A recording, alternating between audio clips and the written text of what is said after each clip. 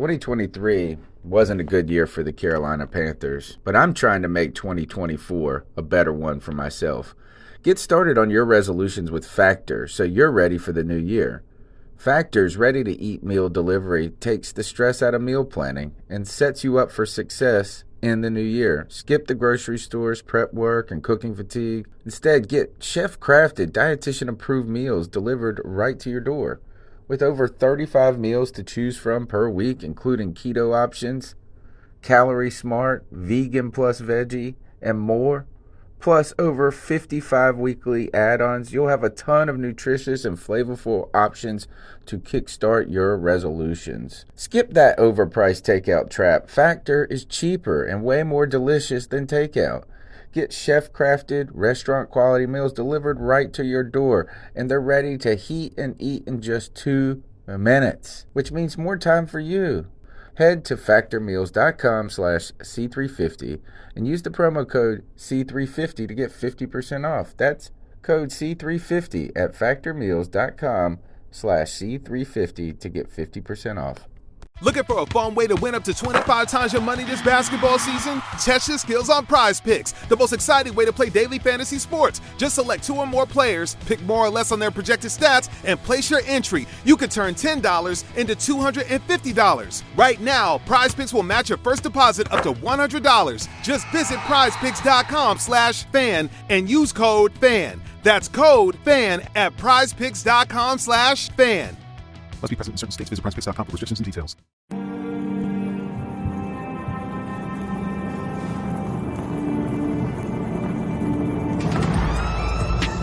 In a world where Carolina Panthers fans have an insatiable thirst for Panthers news and opinions, only one podcast roars ferociously. It's the C3 Panthers Podcast. What's the deal, Panther fans? It's your boy, the Professor, a.k.a. Tony Dunn. It's the C3 Panthers post-game show where tonight the Carolina Panthers fell 20-3 as they hosted their first home preseason game, second preseason game of the year, and we remained defeated as the Baltimore Ravens remain undefeated for some ridiculous amount of time in the preseason. So look, we got a lot to talk about when it comes to QB battles. We saw our first performances of some of the starters today. We did not see Christian McCaffrey, but we saw Sam Darnold. We saw Robbie Anderson. We saw, I don't think I saw DJ Moore. We'll get to that a little bit more as we go on with the show. But let me welcome in my co-host, Cody Lashney. Tony Dunn, what's up, man? We're here for another preseason post game. And, to borrow a term from boxing, the Ravens drug us into deep waters and drowned us. The defense could not do anything on third down, and the offense at the end of the day couldn't do anything, couldn't move the ball, couldn't stay on the field. But as always, we're going to break it down. We're going to be your therapy session with the best Panther fans in all of YouTube. Raleigh Lee, Kego Fort, 10 Tizzy, The Real Zero Chill, Sideshow Rob, Adam Sanders, AJ Lidgy, Tony Dunn. Ain't nothing to it but to do it, brother. Let's roll. We rock these post-game shows after every game, and you can be a part of it by calling in and leaving a message on the Can't Calls line. The number is 252-228-5098 when we get your thoughts on this Panthers performance. 2 turnovers by the defense early in this game. Some of the ones were exciting, but as we move down the line, I mean, of course, you start to think about the depth and different things. And again, CK, Joey Sly comes right out there and misses a kick right off the back. Right. Yeah. And it's continued to be a thorn in our side. The good news is this game didn't come down to a single kick. So I think a little bit of that pressure that would normally be on him is no longer just on him. I think this was a failure across the board, but he has shown time in and time. Like I've been an advocate for Sly. I've been, let's give him an opportunity. He's got an incredible leg. Maybe he can finally get these things dialed in. It's clear to me that every time he goes out, there is a 50-50 shot. And I even said it in my commentary of the game, Madden 22 simulation that I did, that those balls are 50-50. Every time he goes out, there's a chance he's either like it's a straight down the middle, where most kickers it's about an 80 to 20% chance that they're going to be missing or making it. So it's at this point in time, I made a tweet about it, and we could talk more in depth about this, I'm sure. But how is it that the Ravens have two kickers with one of the greatest kickers on their roster to ever play the game, in Justin Tucker, but we have one that has not shown that he is a consistent and reliable kicker? I just don't get it. Don't forget, tonight's show is powered by Volta. You can own your own energy with a Volta, no money down. Add equity to your home. Take advantage of federal and state tax cuts by achieving energy independence and getting a fixed utility rate or energy rate for life. Call Kevin Brown Solar Consultant at 704-215-3373. That's 704-215-3373. Tell him C3 said keep pounding. He'll hook you up. You got to be a homeowner in North or South Carolina. Let's dive right into it. Let's start with what we've been waiting for. The Carolina Panthers ones were out there, folks. The ones were out there. Yep. We saw Sam Darnold, even though I've been saying no need to see Sam Darnold and this starting offense. But the best case scenario happened for Sam Darnold, and that is he delivered, right? Is that he looked okay. Right. You know, it wasn't perfect, but he threw the ball away at times when he needed to throw the ball. He connected at some points. So it's exciting. You know, you just didn't want to see him come out and look bad, right? Because after we watch the backup QB play, we need him to be the starter. So your evaluation, Cody Lashney, of Sam Darnold's debut in the black and blue, or actually all white tonight. Yeah, I mean, there really wasn't much to talk about. I mean, we had this one drive, and I felt like they ran the football more than they put it in Sam Darnold's arm. I think it was very vanilla play calling, and I really didn't think I wanted to see some passes in the red zone on the goal line there. I wanted us to kind of be a little more aggressive, but I kind of think we wanted to get our O-line a little battle tested, and really, try and get them in some war right there in the trenches to start. There wasn't really too much to go on when it comes to Sam. I think we're going to see far more next time we see him against Pittsburgh. Yeah. But really, like, there's, especially now when all Panther fans want some hot take on Sam about either how awesome he's going to be or how trash he is. Like, there just wasn't enough evidence of any of. It wasn't bad though by any means. No, it wasn't that's what I'm bad. saying. It was the middle of. It wasn't. What fantastic. do you mean it was just middle of the right? Yeah, I mean it was fantastic in that he went out there and played one series ultimately, or one drive. And we can blame Hassan Reddick for making an interception that gave them the ball with like 20 yards to go. So it was like we already were ruined because he was only going to come out for one series, and he basically got the ball back in the red zone. So I mean, we got gypped because our defense actually came out and did their job and got us the ball early on. To be real, I'm sorry, that was all on me.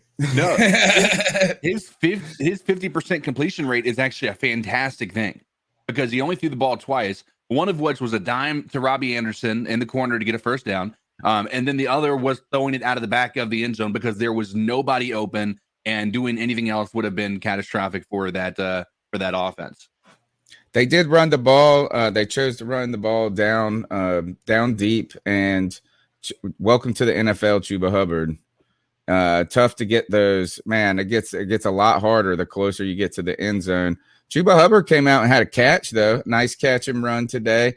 Another up and down performance from him after the team continues to show a lot of faith in him. It had a fumble today. And I don't really blame the losses on him when it comes to those goal line carries. But, then you're looking at what does that tell us about the Panthers offensive line? Cody, I saw Pat Elflein started at left tackle tonight.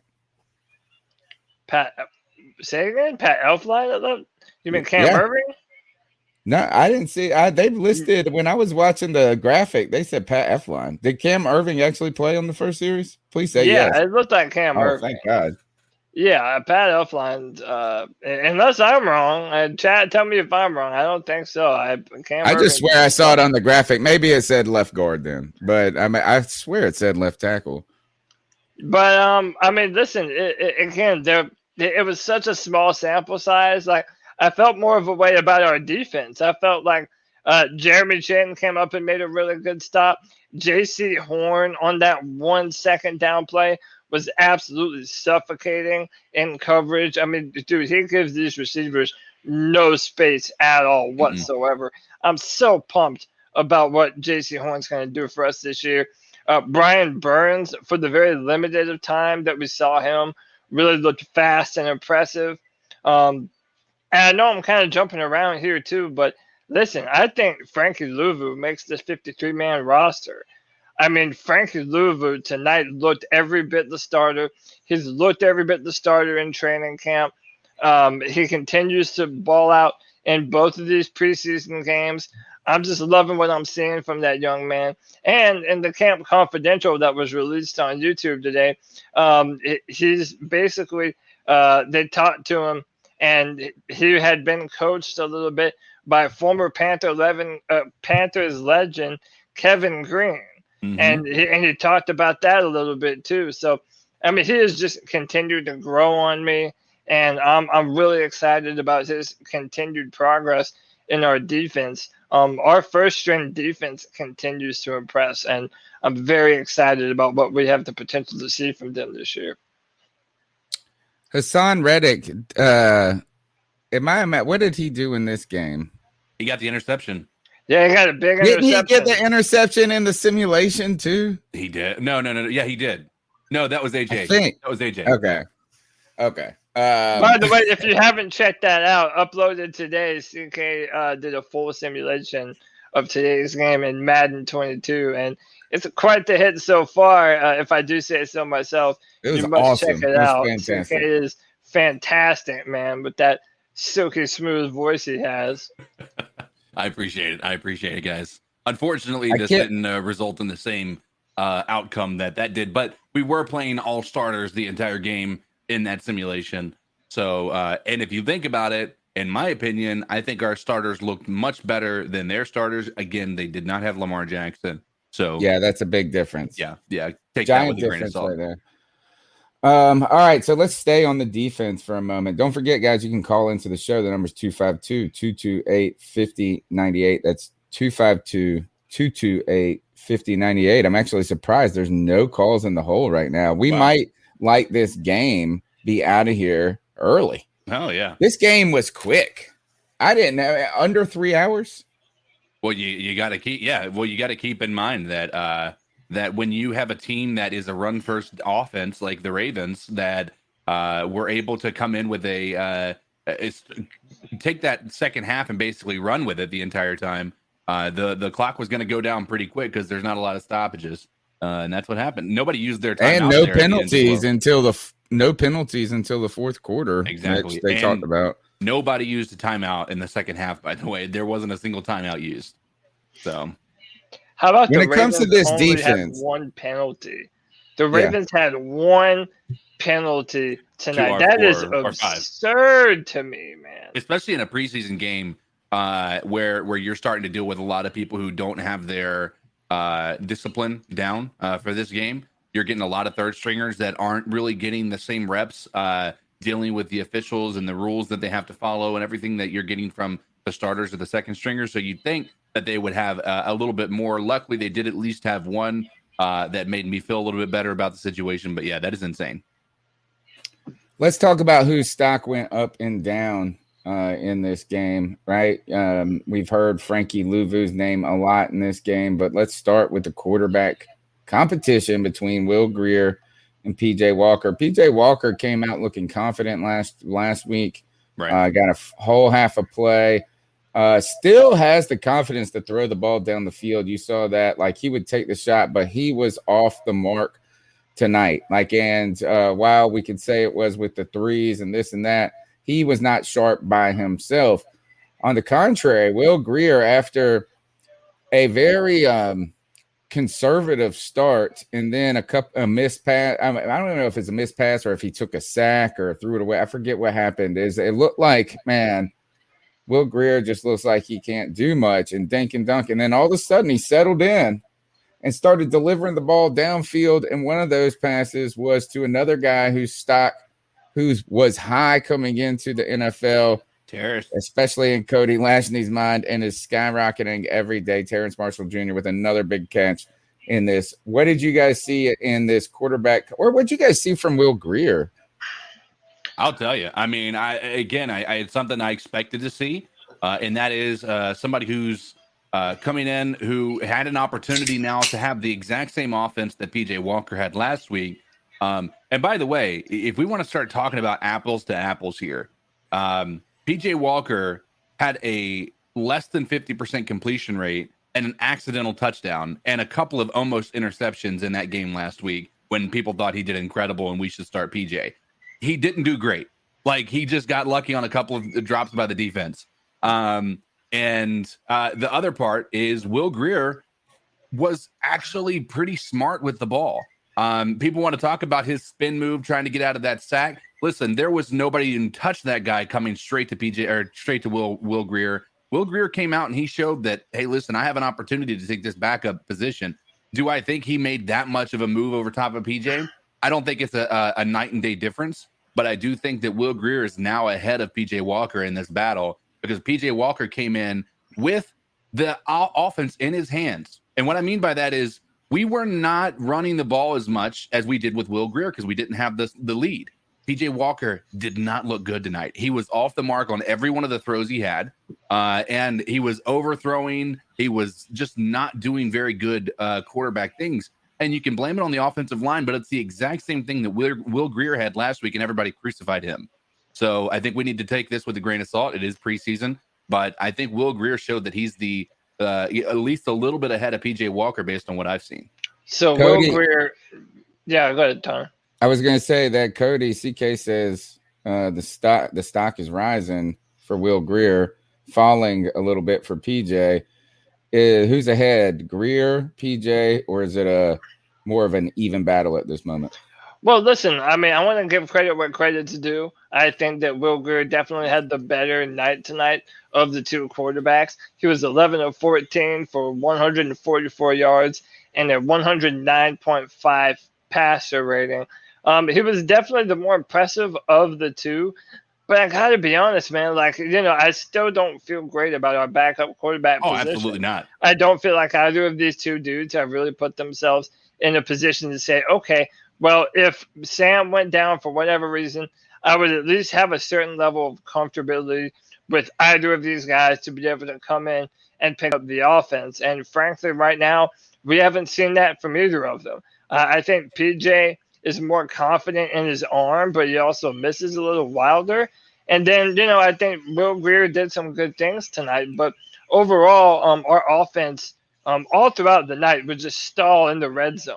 I mean, we had 3 turnovers from our defense in that first half of football, and we could not do anything with it. And one of the most important things in the NFL is scoring points off of turnovers, and we just could not do it.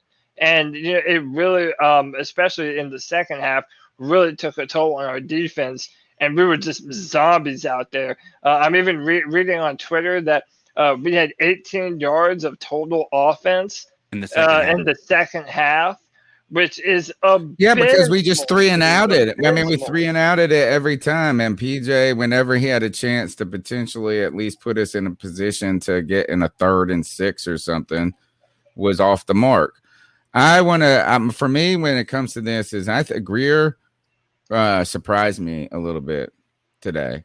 He played better than I expected he would because I thought the pressure was going to be a lot on him. I thought that knowing that this Panthers staff seemingly favors PJ a little bit more, ultimately, I mean, part of that could be going back to the relationship between Matt Rule and PJ Walker going back to Temple.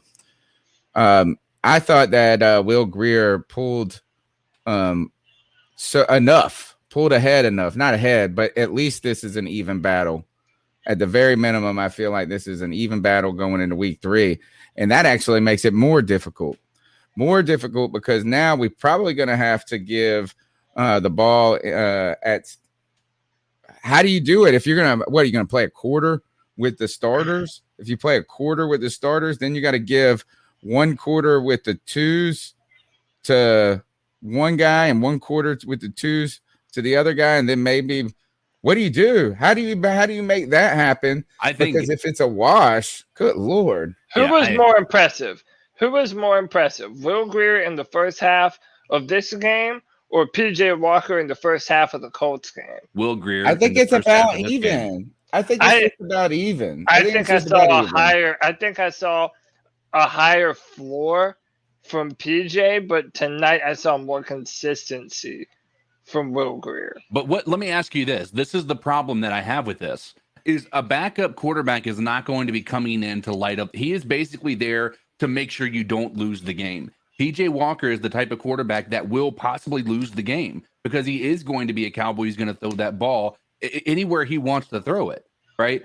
If we were talking about a starter, like if it was between Will Grier or PJ Walker, it would be PJ Walker because we're going to be playing with the ones. He's gonna have a little bit more reps and everything with that. But when you're talking about not being able to develop that chemistry because you're a backup quarterback with your wide receivers like Will Grier or PJ Walker would be, I think you need to have somebody who is going to be predictable. And that is going to be Will Grier. And the thing is, people want to talk about that he just threw screens or he was able to get the ball. Listen, PJ Walker did a lot of that too. But you guys want to talk about that 20, 30-yard bomb that he threw to Terrace that was a perfect in-stride throw to Terrace Marshall. Nobody wants to acknowledge that he was able to do that better than what PJ Walker was able to do for him last week. Well, PJ they Walker, both had 2 downfield throws. PJ probably had 2 good downfield throws last week, right? You remember the Shi Smith one and the Terrace Marshall but Jr. You know what was different? One was good because he led him in a way that then Terrace could open up and get back around. So he was fine. And then today, Will Grier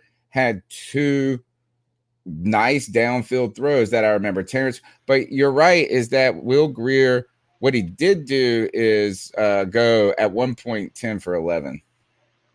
Right. He had 9 straight completions. Like, I mean, that's not like the reality is. I'd be fine with saying the edge of performances has lent to Grier. I would be fine with that. I just think that I don't want to get too caught in the recency moment of because PJ was pretty good last week. He was decent last week, and I think that Will Grier was more than decent today. So, yeah, I'm with you. I'll give the edge right now in performances to Will Grier. Yeah, I agree. And here's the part that I think we need to acknowledge here. Matt's got it right here. Willie G is the better QB. PJ is the better athlete. That's 100% true. I think that's a fantastic way to explain that. If Will Grier has the weapons behind him, I think he is a better QB. And somebody wanted to say Willie G doesn't strike fear in any opponents. When in the world has a backup quarterback ever struck fear in any opponent? That's the most. It's really a non-issue. I don't even care about the backup at this point. No, neither. If we're really going to be at the point where we're putting in a backup, I don't think our team is good enough to survive. Right? No, and I'm not saying, and so that might be the best thing. Yeah, and that's sad in some ways, but on the other hand, it's not. It's expected. This team was a 5-11 team last year who's hoping to take a stride to maybe 500 this year or more. But without a starting quarterback, you really could see an implosion happen. Like nobody at that point, you're going to start to be thinking about this. It's week 14. Christian McCaffrey might have a little soreness in his thigh. Brian Burns, has been dealing with a little shoulder, whatever. And then you're like, you know what? Let's start getting our young guys some reps and stuff. So, I mean, if Sam Darnold, and this is not weird. This is what it is like for every NFL team. If your starting quarterback goes down, you're usually dead in the water unless you're one of these teams that's elite at every other level. And we're certainly not that. No, well, we haven't proven ourselves to be. We're not bad yet. We're not bad, but I don't think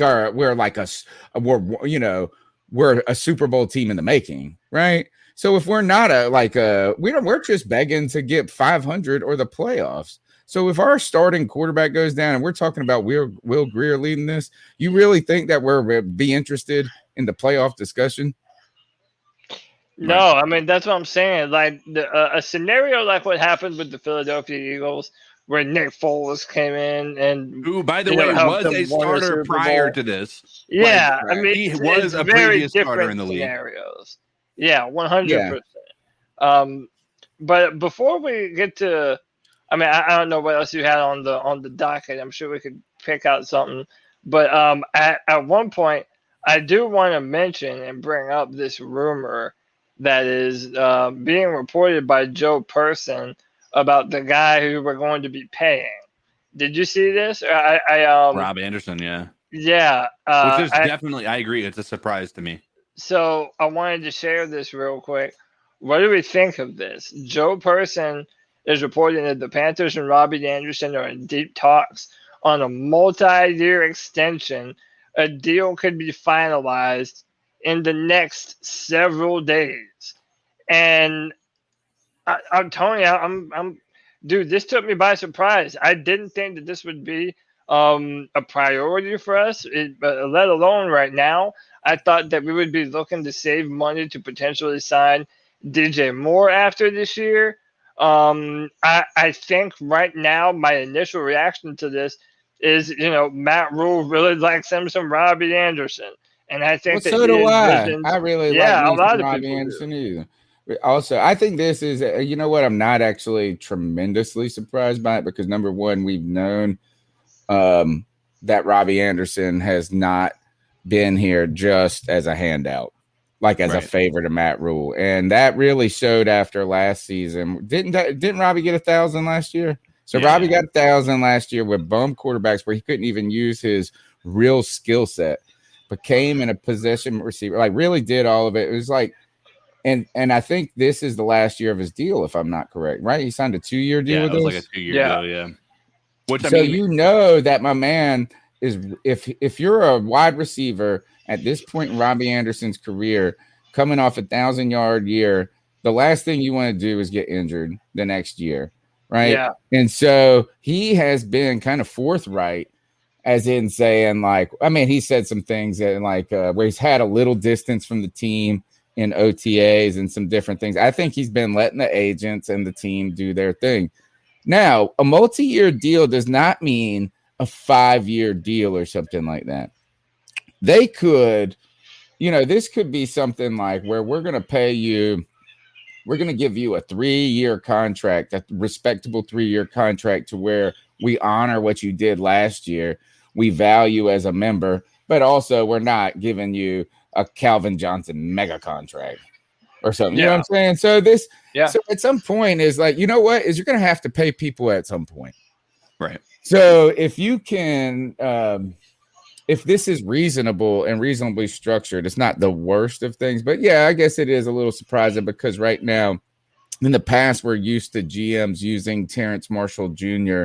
as a tool to fuck with guys like this, right? Think about the drafting of Vernon Butler was solely meant to fuck with the KK short contract. The entire reason that we drafted that guy. Yeah, but we also at that time hadn't signed KK Short, and we, were hoping that we were going to, but we hadn't. So it was kind of like an insurance policy when we drafted Vernon Butler. No, it was saying this: we're not going to be forced to having to pay you, so we're drafting this guy so we can lowball your ass. Like, I mean, it wasn't like insurance policy. My ass is KK should have been paid at that moment, and they could have drafted somebody else other than defensive tackle at that point.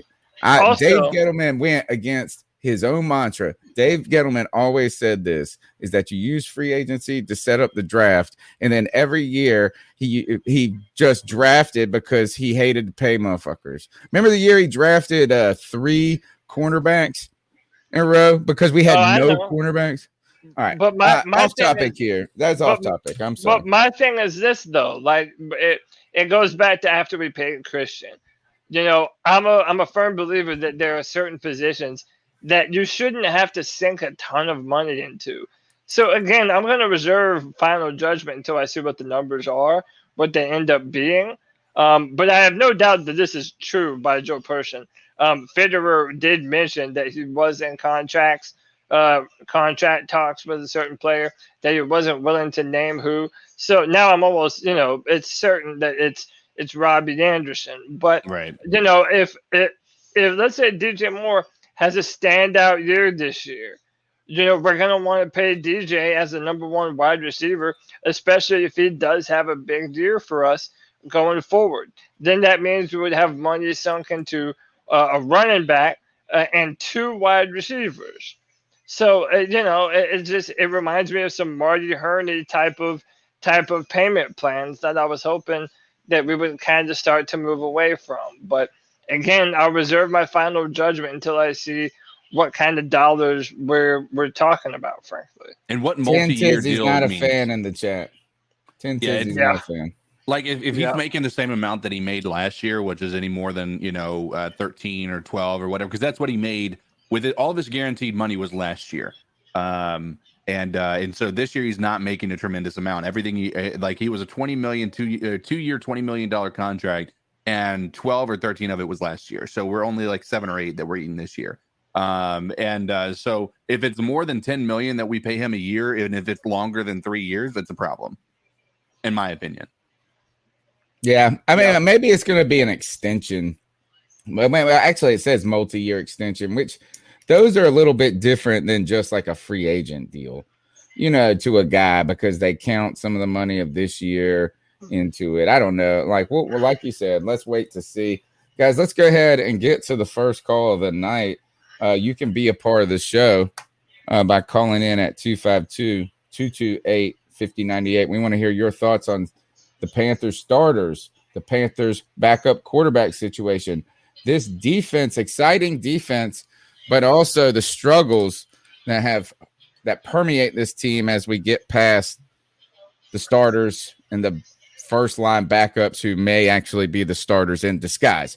Call into the show at 252-228-5098. So what are your thoughts on catcalling? Yeah, it's pretty. You shouldn't do that to somebody. And how did that make you feel? Very uncomfortable. So how do you think catcalling makes the person feel?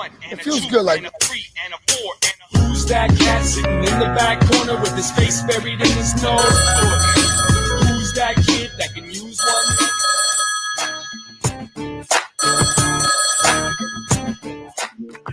Hi, this is Steve calling. Hope you guys are doing well. I am doing well here at the beach. I love our defense, especially in the first half. I think in the second half they just wore out because the time of possession was against them. But I'm loving our defense, and I think our quarterback was really good, Greer. He looked really good while he was in there. And I think he moved pretty good. However, I'm also very concerned about the offensive line when it comes to run support. I mean, we couldn't run it all, and I know Christian's going to have more success, but it's frustrating when you can't get things going that way. You have a good day, guys. Yeah, this defense was exciting for this team. Turnovers, some pressure, and it's almost situational football too that was good. There were some times where it was like, oh God, they're going to be able to run all over us again. It felt like a lot in that simulator. It was just like, oh, God, they just broke off an 8-yard run. And I was like, oh, man, I saw this defense last year. But as they started to get into situations that were important, I felt like they had some, and I'll look up the stats in just a second, but third down stops, some tackles for some loss, right? Brian Burns and these guys, I think they're going to be legit. And we saw just enough of them to kind of verify, or at least to continue to fan our optimism when it comes to this defense. And then you add in that even they took Jeremy Chin out before they took out half the other defensive starters. That's impressive, man. They think a lot about him. Dude, I think a lot about him. You saw him today. I mean, he was everywhere in that first series that he played, like getting the tackles, even when they were getting past that first, our defensive line with those runs. Jeremy Chin was wrapping it up. I think Jeremy Chin is an elite athlete. I think he's going to be an elite player, and I really like his position now in safety because I think it's going to allow him to play more naturally. I love what Jeremy Chin is for our defense. listen, this is going to sound so weird just because it's such big shoes to fill. But really, in the absence of Luke Kuechly, it's looking like Jeremy Chin is going to be that player for us from that safety position. To be honest, it's kind of like a blend of Thomas Davis and Luke Kuechly in that he flies around like both of them, but he's got a great mind for the football and where it's going. But he'll also hype you up too, man. You really get the sense that he's the heart and soul of our defense right now. So, yeah, I'm definitely loving Jeremy Chin and what he represents to our defense. I really, obviously it's still preseason, but I feel like he has no true home right now. They had him at some free safety and strong safety. Phil Snow has talked about also using him down in the box at that linebacker / nickel safety position. So, yeah, we're going to use him as a weapon all around the football field, and I'm pumped to see it. Is that I tell you one person that's excited to see it, Scott Fitterer, as he has dreams about that Legion of Boom from Seattle, right? Memories of that. Cam Chancellor, and they had another great Earl Thomas. Yep. Right? Together. Jeremy Chin is offering that kind of superstar power in that middle of the field, right? That center fielder. So that's exciting. One thing I like to see was Jermaine Carter Jr. tonight played all right, and that they are more and more using, like, we got an interview with him. I'm starting to think Jermaine Carter Jr.'s role on this team may be pretty important this year. I mean, we saw it happen last year, right? The moment they decided Whitehead wasn't going to be the starter anymore, we saw Jermaine Carter come in there and actually put up pretty decent numbers. Our defense started to kind of shore up, and we weren't nearly as down on our defense once they got rid of Whitehead. Whitehead was a big liability in that defense last year. And the moment that Jermaine Carter came in there, I think we started to feel a lot better about what we were doing. If that change didn't happen, if it had happened earlier, we wouldn't have been 31st in the league on third down efficiency. I can tell you that much. I love this comment from Sideshow Rob talking about Jeremy Chin. He's like a queen on a chessboard. I love playing chess. He can move whichever way he wants, right? I mean, that is a power superstar player right there. I don't know. Steve Smith said on the broadcast that Jermaine Carter Jr. is the quarterback of our defense. Yeah, I know, and he did say he's not. He is no Luke Kuechly, but he is definitely a stud, and I think he's going to be able to come in here and actually play a pretty important leadership role. What was your favorite part of the Steve Smith broadcast tonight? All right, and look, is that at times I'm going, man, Steve Smith is he's working. He's like, look, it is his second time doing color commentary. I would do, and so I don't want anybody to sound like this is critical at all, because just say someone's sensational all the time would be just puffing them up so much. He's learning on the job. And as things go on, I mean, he's good, right? And he says some things. He said to Scott Fitterer in the interview with Scott Fitterer, they're talking about getting Sam Darnold and Frankie Louvu from the Jets. And he said, to Scott Fitterer, he said, that pretty much tells us the Jets don't know what they're doing, doesn't it? No. That was awesome, dude. I mean, that was awesome. The fans are gonna love it. The fans, we're gonna just soak it up. My favorite part. Go ahead. What's your favorite part of the Steve Smith favorite part? Tonight? There was a part where Kristen Balbone is just out on the field and she's talking up to Steve and the guy next to him, and she's telling him, like, man, it's so hot down there on the field. I bet it feels so much better up where you guys are. And it cuts to Steve Smith, and you can tell he's just enjoying the air conditioning. He's like, yeah, I mean, he basically didn't say it in these words, but he was like, yeah, sucks to be you. We're feeling good up here. He did say it. It's pretty cool up here. Like, yeah. It was like, oh, it's real cool up here. Like, almost rubbing it in. It was like, yeah, it sucks to be you out there on the sideline. I thought that was perfect. I think that was one of the better. Not better moments. That was a great moment. She opened the door. She teed it up. If he didn't hit that, I would have been disappointed, because that's what I would have said too. Dude, Steve Smith is awesome. It's his honesty, Like he might not be the most technical, refined announcer, but he's gonna call it like he sees it. And if guys are tired or looking like bums, he's gonna tell you about it, man. He has that brutal honesty that we love about him. He kind of commentates the same way he plays football, just not giving too many fucks about your feelings. So yeah, I love it. It's fun. It's fun to listen to. And yeah, I have love two favorite moments. Moments. The first favorite moment has to do with an actual thing that happened on the show, and the other is more kind of like a style. The first one was when they were talking about, and this was probably in the third quarter or something like that, and they were talking about how excited they were, or actually I just said it.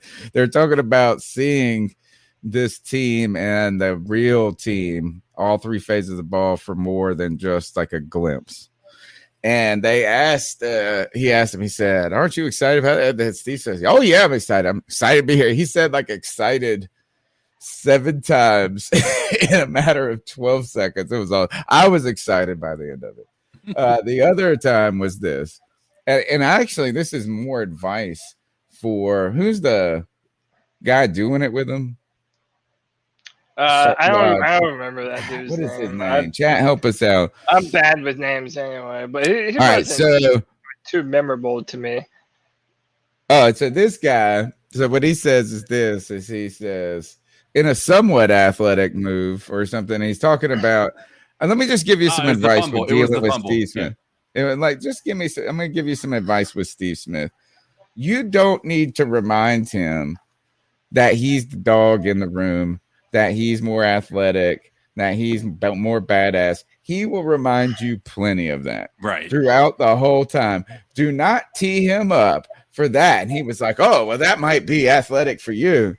I mean, he said that might not be athletic for you, but that's athletic for me and that guy on the field, or something like this. And Steve Smith said something. He didn't laugh. Basically, he's not laughing at that kind of pandering. Like, he doesn't just eat it up too much. But then later in the show, my man drops this and he's like, "That's about as athletic as you and that guy over there," or something like that. And he just fucking reams him for the rest of his life on that. Do not open the door for Steve Smith to dog your ass. He's going to dog you anyway.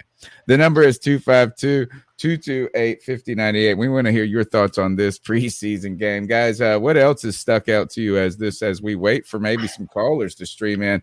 Does not seem like the fan base is particularly excited about this game. And maybe it's late. Maybe it has to do with all the good things happened so early, and then after that, it was just like snooze fest. Well, I want to hear from you, Tony. I think Shi Smith has been impressive. I think he continues to impress.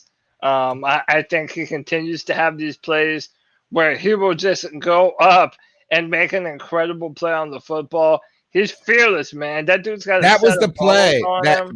That jump play, the jump ball, yeah, where he jumped and ended up being out of bounds. But this is what.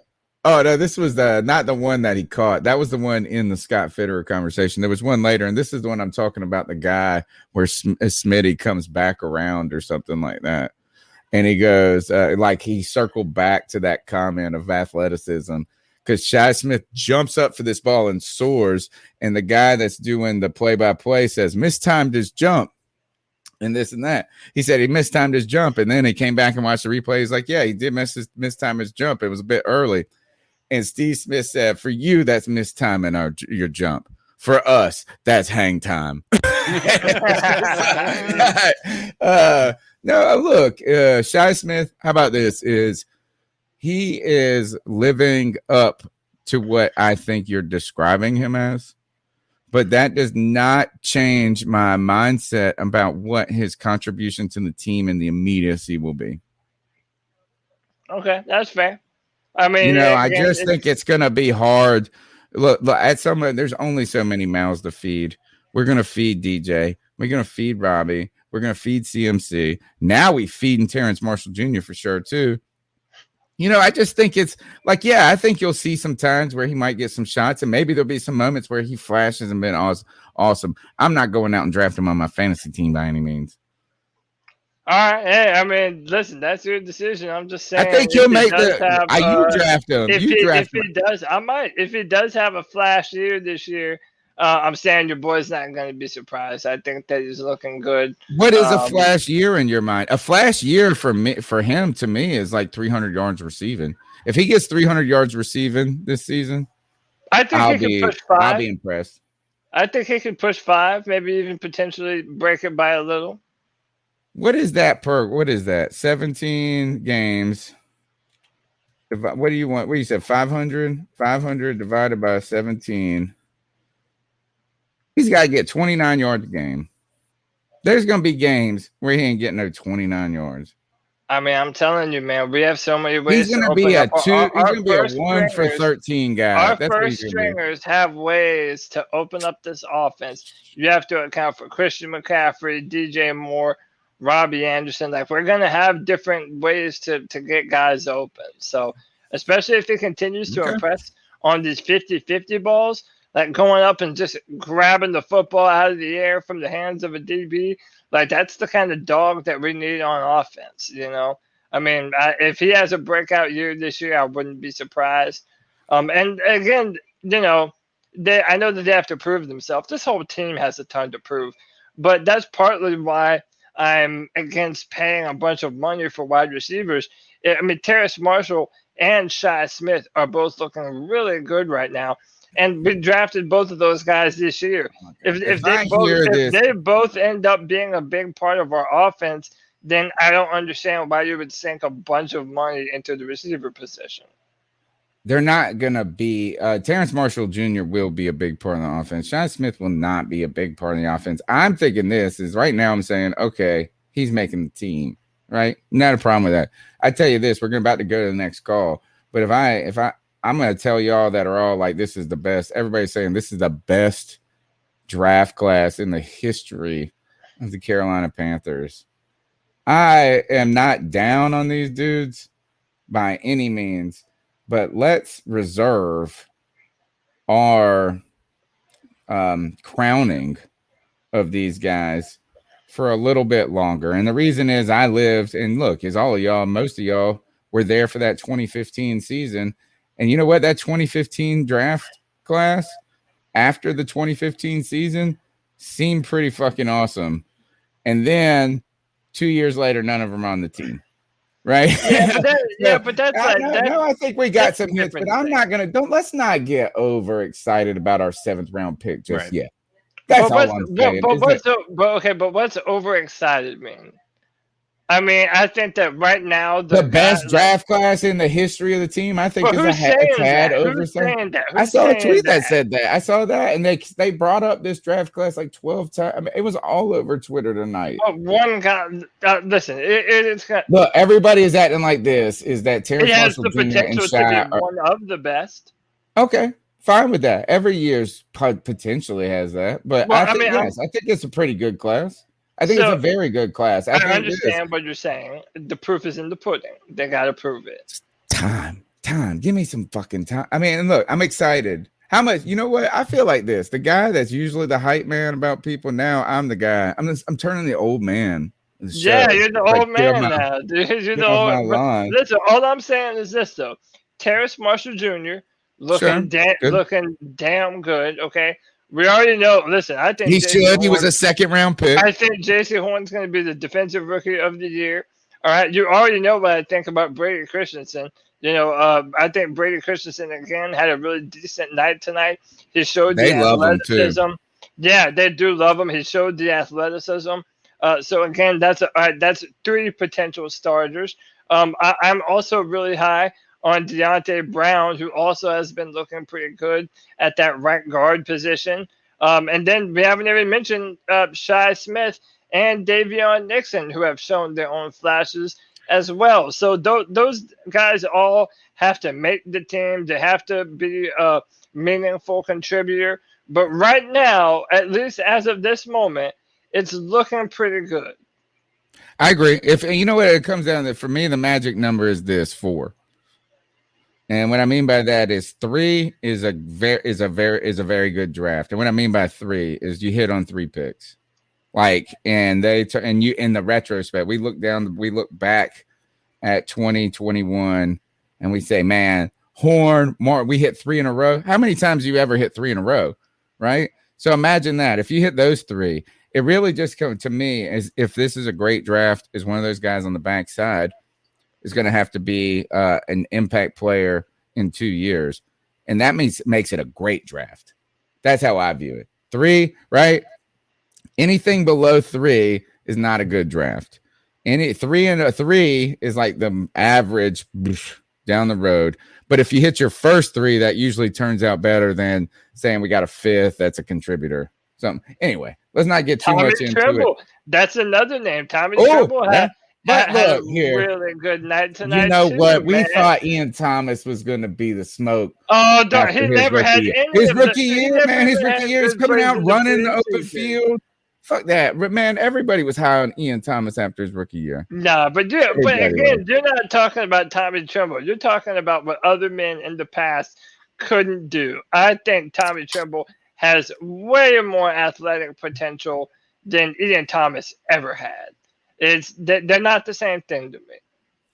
But I get it, man. All right, that's you want to be a little recency bias. You know what? This is a little recency bias. If you want to be the old man Scrooge, I'll let you. I actually think I'm doing these homies a favor by not expecting too much out of them. We'll see. I mean, is like, all right. 252-228-5098. Let's go to the next call. Hey guys, it's Joey. What up, Joey? Will Greer looked like PJ Walker when he was with the Twos last week. Like when PJ Walker had the exact same players Will Greer had, they look very comparable. The only difference is when Will Greer was a pocket passer, or is a pocket passer, or was, I don't know what, if he's like that. Yeah, he's a more traditional type quarterback. Size, but he was consistent. He didn't think up the place like he did during that last Saints game. Oh my God, that was terrible. But he looked decent. Marshall and Tremble made plays. Again, Hubbard looked like Hubbard. Pretty good traditional running back. And,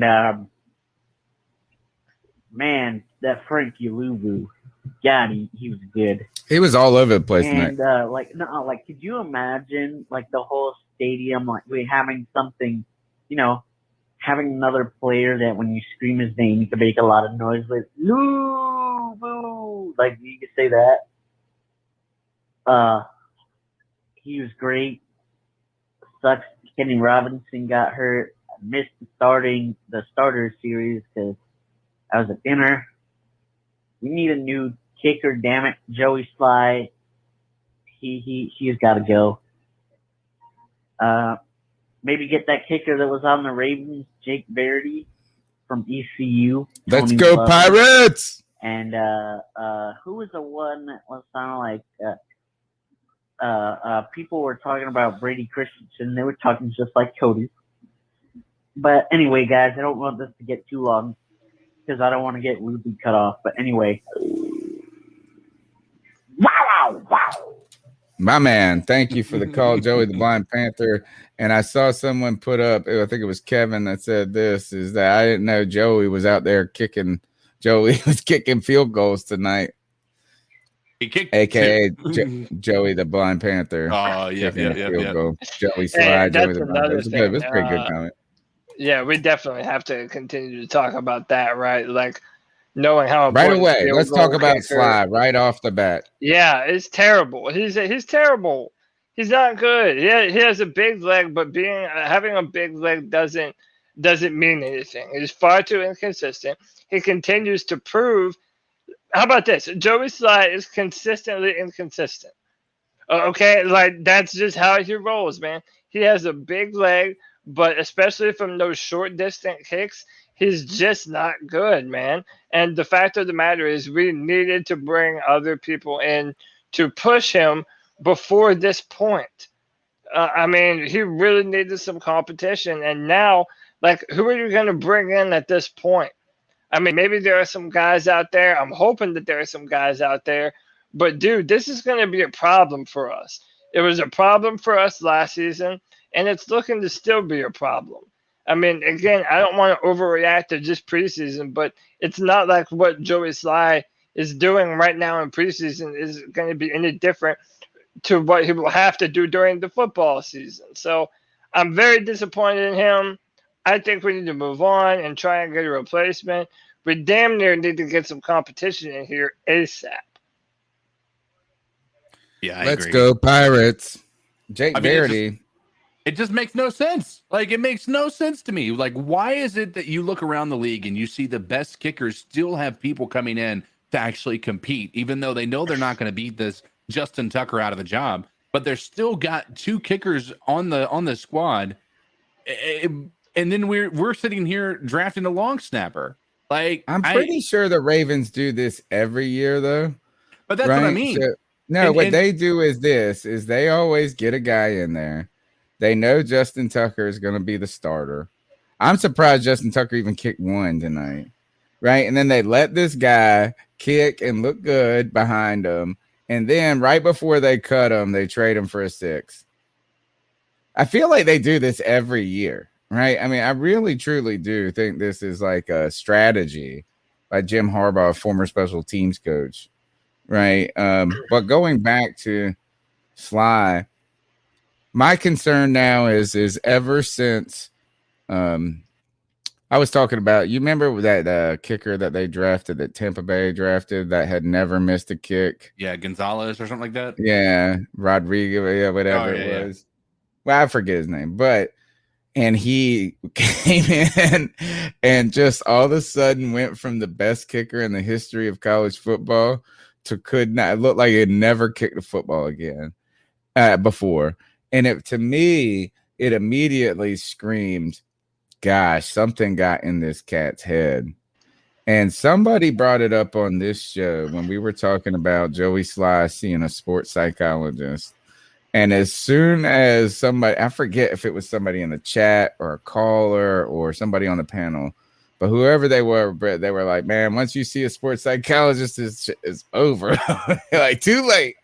And I got to worry that it is getting it's in his head now. But fortunately for him, he was able to connect on a second field goal to at least, I mean, man, I tell you this, he missed that field goal, that second one. Panthers aren't just bringing in a guy, they're cutting Joey Sly and bringing in a guy. Jake Faraday could be an answer, though. He is, I think he's perfect so far in the preseason. A couple of 40-yarders, right?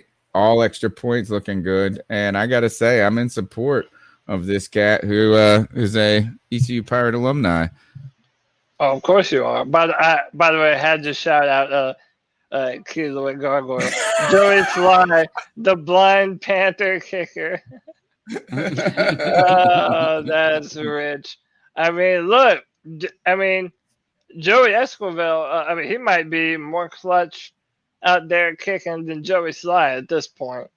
I mean, I wouldn't put it past him, man. Dude, it's a problem, man. Maybe Joey Sly should try kicking with his eyes closed.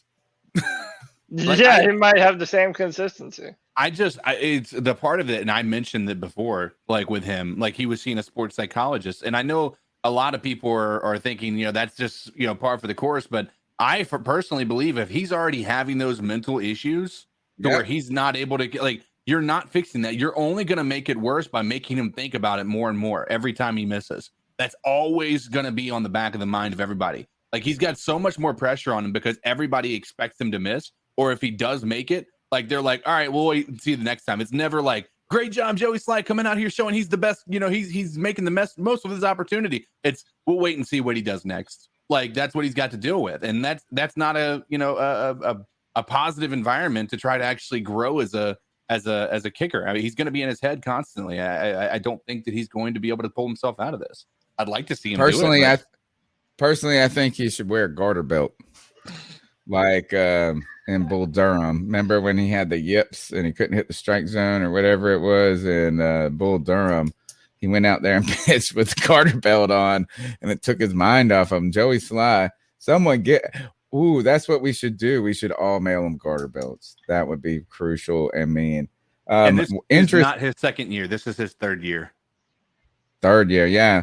Is my optimism, all the optimism was 18, 19 was a year where it was like, okay, and now 20 or whatever, not 18, 19, 20, 21, right? This is the third year. Speaking of kickers, you know who is fucking badass? Is Charlton. The guy last year, speaking of people who have, he was the dude that was accidentally booting it over the wall last year in camp. Yeah, I remember that. Remember? Like, and it was like he would kick it. Like, we were actually more fearful of that at that moment. This guy is just dropping dimes all up in the 10. I mean, he did it last week. He did this week. He did it throughout the season last year. This guy is booming it. I love him. Right. Yeah, it just sucks to be in this position, man. Because you really don't realize how important having a good kicker is until you don't have one, you know? So, this and no, I don't right here. I don't remember this guy Bull said, Durham. I don't. You need to watch Bull Durham right away. I don't remember Bull Durham, but I wish I could forget the Beastie Boys. I will say this much. I never thought that there would be another kicker that made me miss Graham Gano. Yeah, and I told y'all that.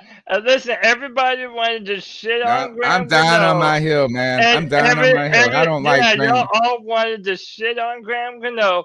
And I said, hey, sometimes the devil you know is better than the one you don't.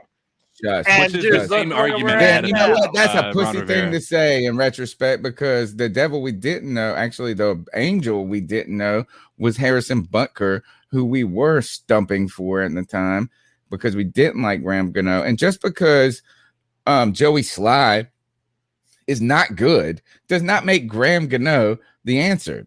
Jake Verity is the answer, obviously. Let's trade him. Who we trading? Ian Thomas. Who would you rather have? Graham Gano or Joey Sly? Hey, we're neither. Graham Gano. Neither. I don't want either. It's not an either or. Graham Gano was way more consistent. Graham Gano was way more consistent than Joey Sly. Was he the greatest? No. And did he miss a lot of important kicks? Absolutely. But I think Joey Sly has been way worse than Graham Gano ever was. Like he's got a big boot. Don't get me wrong, but Graham Gano has actually come in clutch on a lot of games. Unfortunately, Joey Sly has never won us a game. I can't forgive Graham Gano. How can you forgive Graham Gano? He missed that 43-yarder in the Super Bowl that could have brought us within 3, I believe, at the time in the halftime and made that. And then the other one, the other dagger was 20. We had just lost. I can't forgive him. He's done 2 things wrong to me. It's like, unless this mug gets down on his knees and apologizes to me. Why is he getting down on his knees? Well, that's what I'm saying is I ain't gotten an apology for this. And so, you know what? I mean, I'm not ruling out forgiveness entirely, right? But if I did some shitty shit to my wife and I didn't apologize, I don't expect her to forgive me. So I ain't got no apology from Graham Gano for this mess. Dude, but here, there's 2 things. He missed that Super Bowl kick, and then the very next game where Cam was getting his head blown up. Cam drops us all the way down, drives us at the last second. He would have just been destroyed throughout the game. Cam hero wheels us down the field for like a 30-yard or 40-yard field goal, and Graham Gano doinks it. And I'm sorry, but man. I also remember Graham Gano. You fooled me once, shame on you. Fool man can't get fooled again.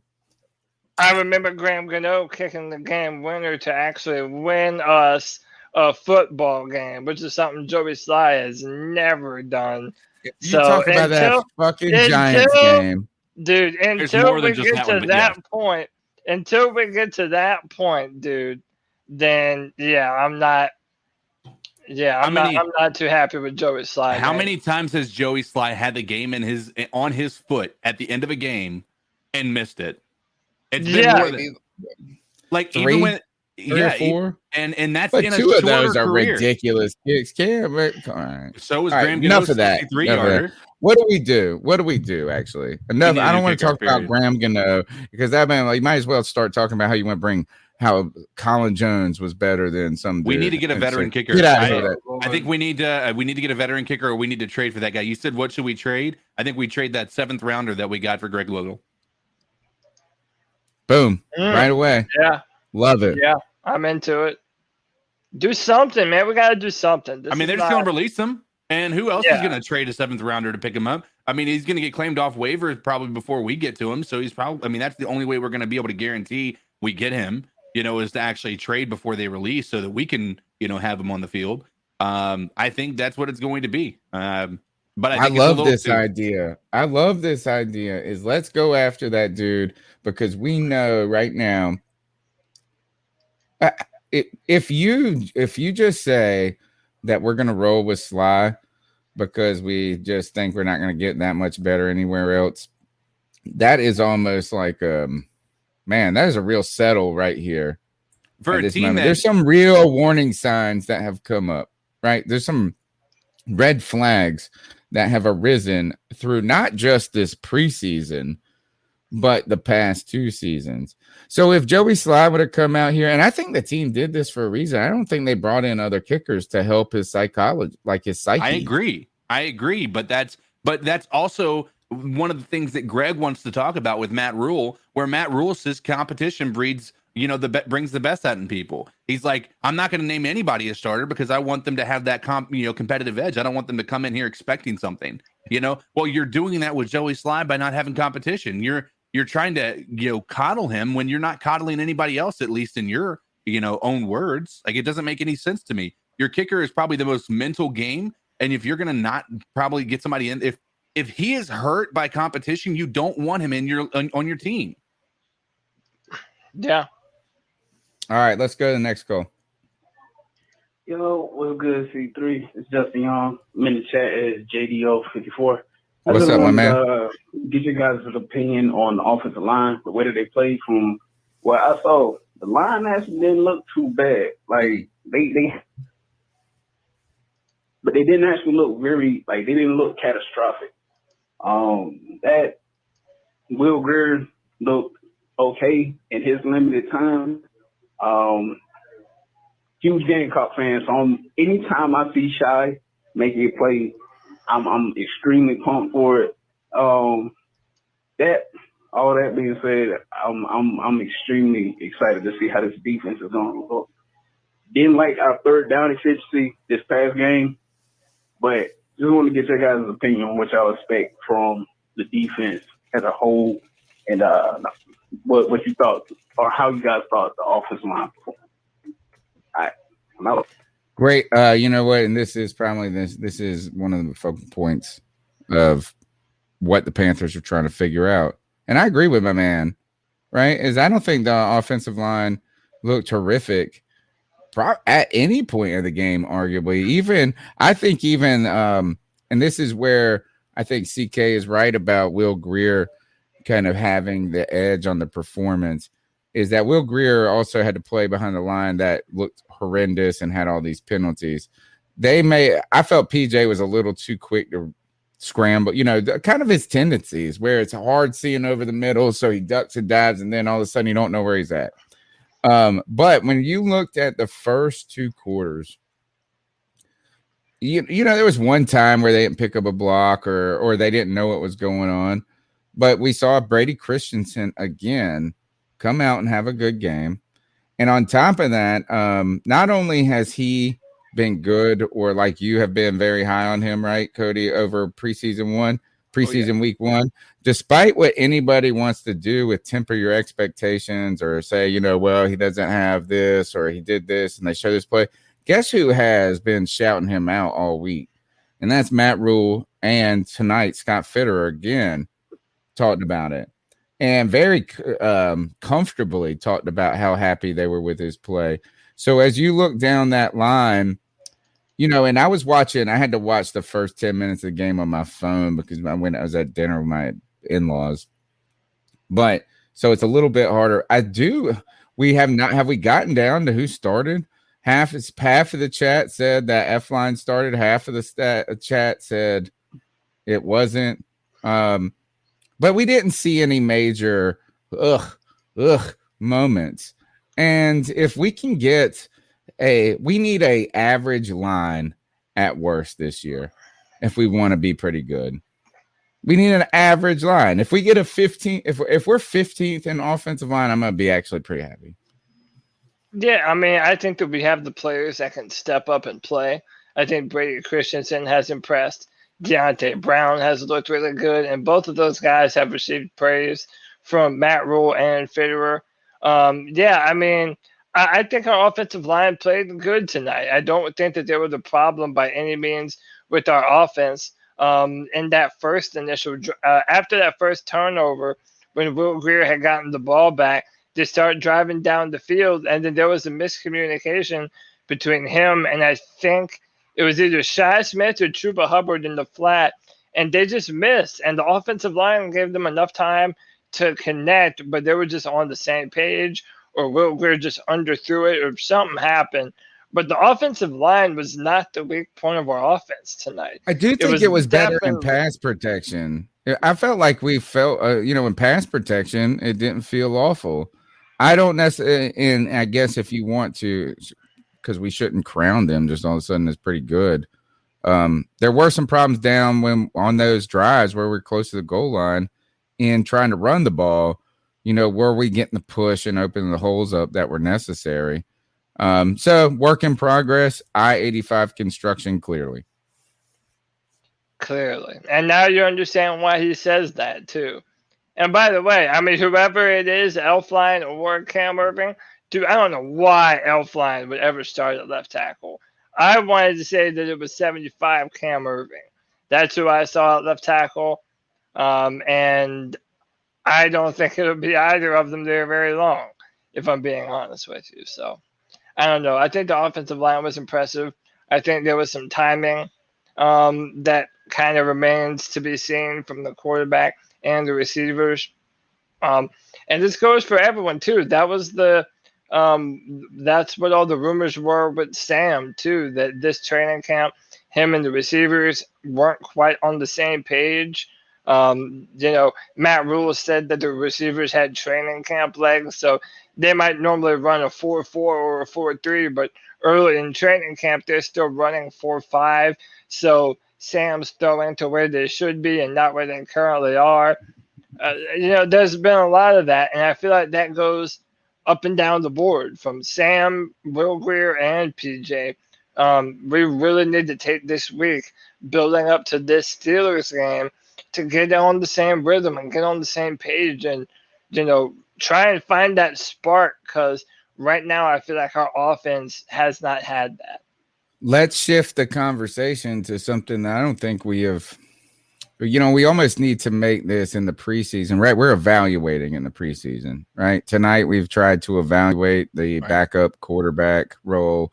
We've tried to evaluate the offensive line, how this defense, right? What are our evaluations of the coaching staff and how this team is progressing from not only through week 1 and 2, but also from last year to this year? A lot of people, I like the salty old man because I'm the old man of the show now. As the old man of the show, I get to now like the old dudes. And so I'm a big Phil Snow fan. What did you guys see after week 2 from this coaching staff? Joe Brady and the offense, we get to see a little bit more. The head coach. Your thoughts, guys? I'll go first. Yeah. I said it last week. I'll say it again. Phil Snow is the best coach on the team. I don't think I don't even think it's close.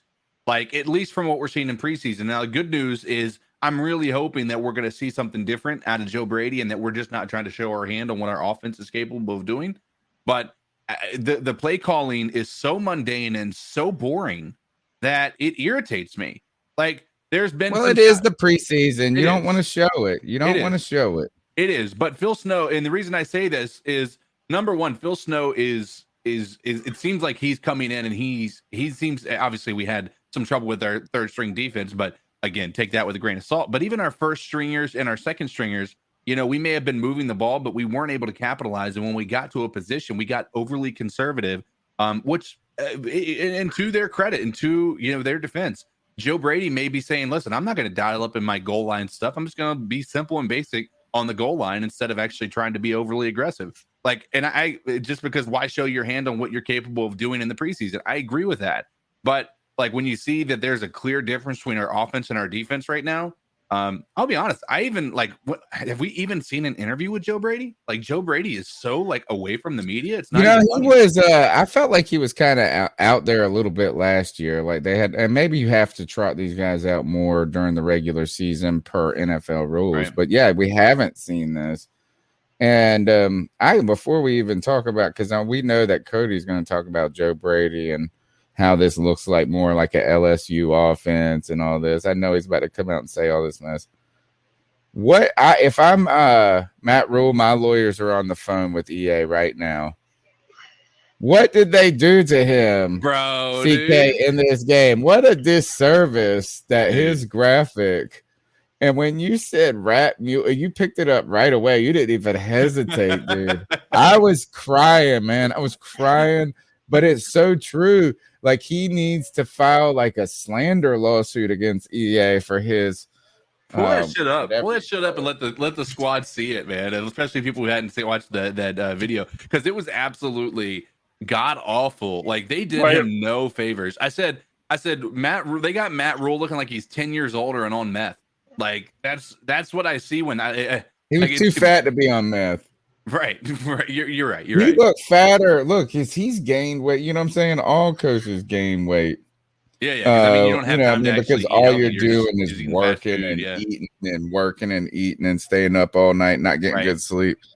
But they even made my man heavier than he is in real life. I know, dude. That ain't even right. They made his face. They didn't even match his hair up. I mean, I wonder. And the only thing I thought of is, I wonder if he didn't go and get scanned or he didn't give his approval to use his likeness.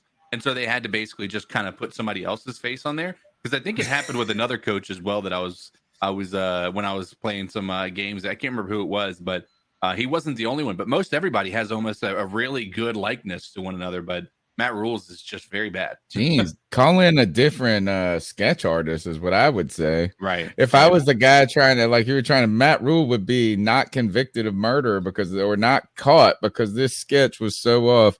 All right, Cody, what did you see from this? What are your thoughts on the coaching staff after 2 games of the preseason? So I echo CK's sentiments. I think Phil Snow is fantastic. I think he is. Who's been saying it? Who's been saying it? That's been Tony. Thank you. Yeah, I've been on Phil Snow a long time too. I've been giving Phil Snow his props. I think we all have. I think Phil Snow has done a lot of good things to our defense. I think that we played fast and aggressive. Especially when our 1s and 2s were out there. I felt like this whole game was a tale of 2 halves.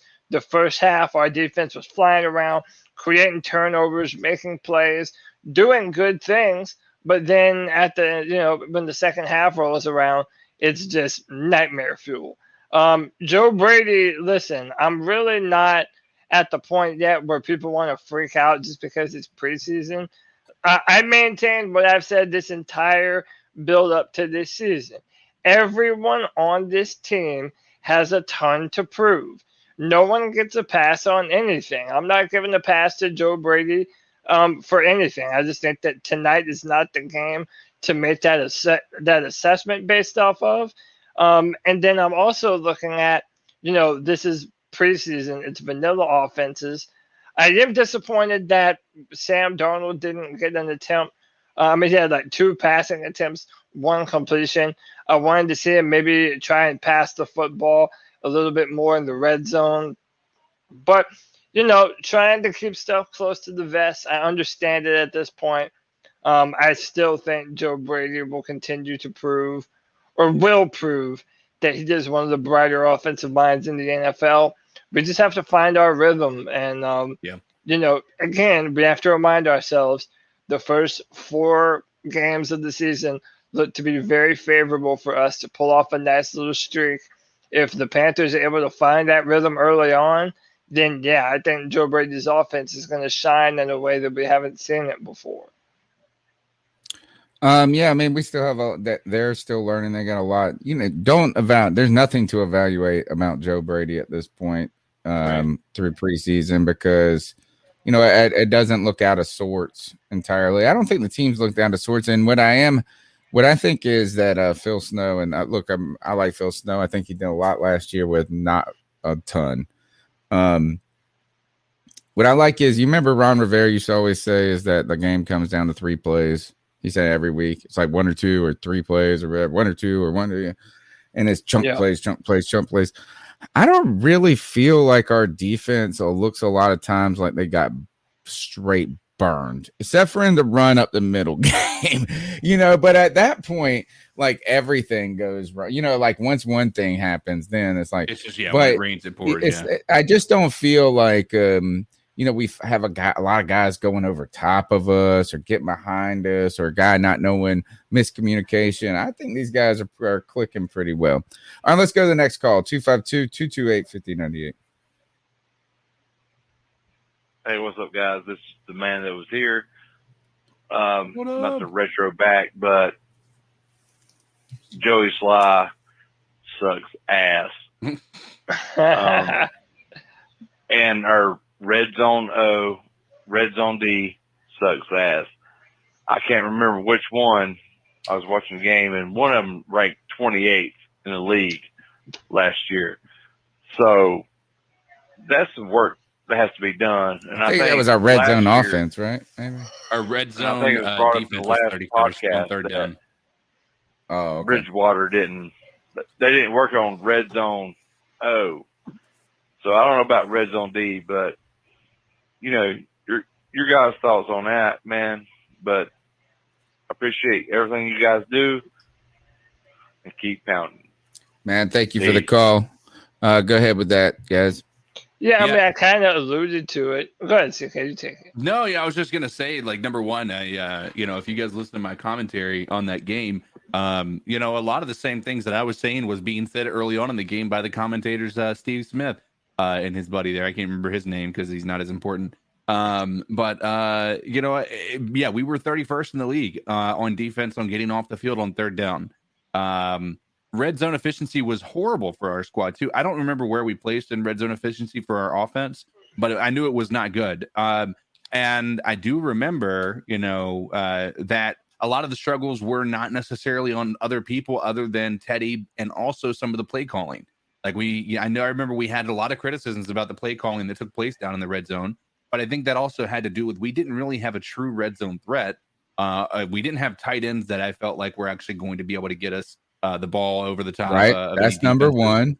We had, and if you look at our wideouts, they're not the tallest, right? And a lot of times red zone, because the field is so much shorter, you have so many people bunched up. Height is a big part of that. And when you have somebody who can moss it like we do now with Terrace, I think that he's so strong, man. He's a hands catcher, dude. I saw it, dude. I've seen this guy. He's strong. He got some strong ass hands. He looks like a motherfucking football player. Yeah, absolutely. And so I think that we're going to see a bit of a jump on our offense. Teddy can blame them not practicing all day, every day. He's played this game so long that he can't blame practice on everything, right? If you didn't practice the red zone as much, then that's not necessarily just on coaching. Can the coaching have adjusted and maybe did that, or could you have brought it up to the coaching midway through the season? Hey, I think we need to practice more on this, and they probably would have listened to you. Sure. But you can't wait until you've been traded to another team to shit talk your previous coaching staff about that. I think our offensive red zone is going to be much better this year, and I think you guys will be pleasantly surprised with that.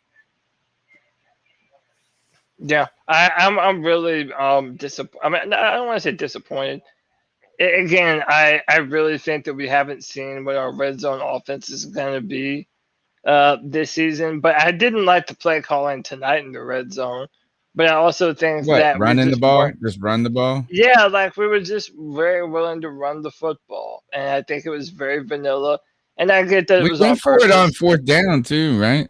Yeah, and Yeah. by the way, I also I was reasonably impressed with Chuba Hubbard tonight too. Yeah. I think that he continues. Impressed, man. You're so generous with this. Now you're everything. You're What? like you're supposed. All right, tell me he looked like shit. No, he looked was. like Mike I Davis think last he had year. another up and down game. I think that last week you saw some good moments, and then you saw some moments that you wish he could you could have back. Tonight you saw him start right off. And last week I did say this is that I largely attributed its kind of performance and maybe some of the drop balls is like it's his first. It's kind of the jitters, the nerves. I wanted to see this week how he settled in. Now, I think this coaching staff again said, man, it's Chuba Hubbard all the way because they just giving him the rock all the time. He had a fumble, right? He had a catch out of the backfield right to start the game. That was good, though, right? So, yeah, is that he showed some things that, again, I think it showed that last week that he's going to get better week to week. But I would say, I was impressed necessarily. Dude, look at his here. Hold on, his stats. How are you gonna say this? He had 9 carries for 24 yards, and you're impressed? I'm saying I'm impressed with his extra effort. Meaning, Yeah, I find that whenever he gets 29 hit, yards. That's whenever he gets hit, he doesn't go down. I think he tries to find that extra running lane, and I think that he does a good job at making plays with what he's given. I mean, we're feeding him the rock, and I think that he continues to have more, impressive plays than unimpressive plays. He hasn't been a sore spot in our offense by any stretch of the imagination. No, I'm not disappointed in him either. See, that's the thing but impressed. And I tell you what, did impress by Terrence Marshall Jr. How about that? That's a guy that said that. Wow. He impressed me in pass protection. And tonight, even Steve Smith commented on it. That there were some times when Chuba Hubbard stood in there, squatted his ass down, and blocked his ass off. And that was something that he didn't do a lot in college, too. So, again, I think when I see a young player making strides, he doesn't have to have 150 yards to impress me. I think that he's just continuously working his way into playing NFL football. You're right. I mean, if he would have had 31 yards rushing, I would have been over the moon, homie. Over the moon. Let's go to the next call. Hey, guys. It's Joe again. Sorry. Had the hiccups. It's Joey again. And I know you're talking about limiting the calls, but it's okay. Tonight we're begging for him. Do you want to see the offense? Not offense. Do you want to see the starters more next week, or do you just want to see him for one series, or do you want to see him at all? Because we're gonna see him the way that you really. That's why. And I hate 17 games because 17's an odd numbers. You have teams with more home games than other teams. And that it's not even, you can't extrapolate the numbers as much. It's just a pain in the ass. And it makes no sense unless you were going to have every team play an international game so that every team has 8 home games and 8 away games. Anyway, aside from that, that's really why I like 4 preseason games, because next week, now we're stuck in a situation where, because usually the last preseason game you play the starters. Now, do we play them? Or here's what we do. We give PJ Walker 1 quarter with the 2s, Will Greer 1 quarters with the 2s. Then we turn around the second half and give them each quarters with the 3s. I'm down with this. I'm on Joey's team. I'm on Team Escobar right now. What are your thoughts on that, guys? Wow. I love this all the way because I don't really think that whatever is going to happen. Or do we have? Imagine if we did not play our starters tonight at all. Right. Okay.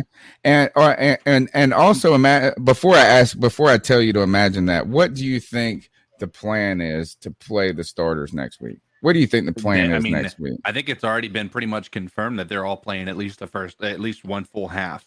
That's what they were saying on the A broadcast. whole half? A whole half. Okay. Yeah, for as much up to a half. Yeah. So my question to you guys then is say that they are going to play the full next half this next week. Say we sat them this week. Have we lost the competitive advantage if they didn't play a single snap this year? If they didn't play if they didn't play that one series, is that one series a lost competitive advantage by the Carolina Panthers? No. And I don't know if that's what Joey's talking about. I think Joey's more focused on next week, right? Right. No, but what I'm saying is that I'm with him as in not wanting to see the starters a lot, period. Are we truly gaining such a competitive advantage? Aaron Rodgers hasn't played a preseason game in like 20 years, it feels like. Right? Does anybody sit out there and go, man, if he would have just had a quarter in the preseason, he wouldn't be rusty? So I watched a little bit of the Bears today, and Andy Dalton didn't look super impressive to me, but yet they're still doubling down on him being the starter. I mean, you run the risk of kind of worrying the fan base if Sam goes out there and doesn't look good. But at the same time, I want to see Sam needs to have some fear. He needs to have fear of contact. And that's something that you don't think really he has that. He's got scrimmages. PTSD of contact after New York Jets, bro. I mean, not when you're in practice and you're wearing the red jersey and everyone. But he played 2 years with the Jets. This motherfucker pees his pants when people run at him. Come on, like he's like got no feet. Come on, right? So that's what I'm saying. You're misunderstanding me. Mom's here. That's why I want to see him in preseason. He needs to have fear of someone knocking him on his butt. Well, and right now he doesn't have that in training camp.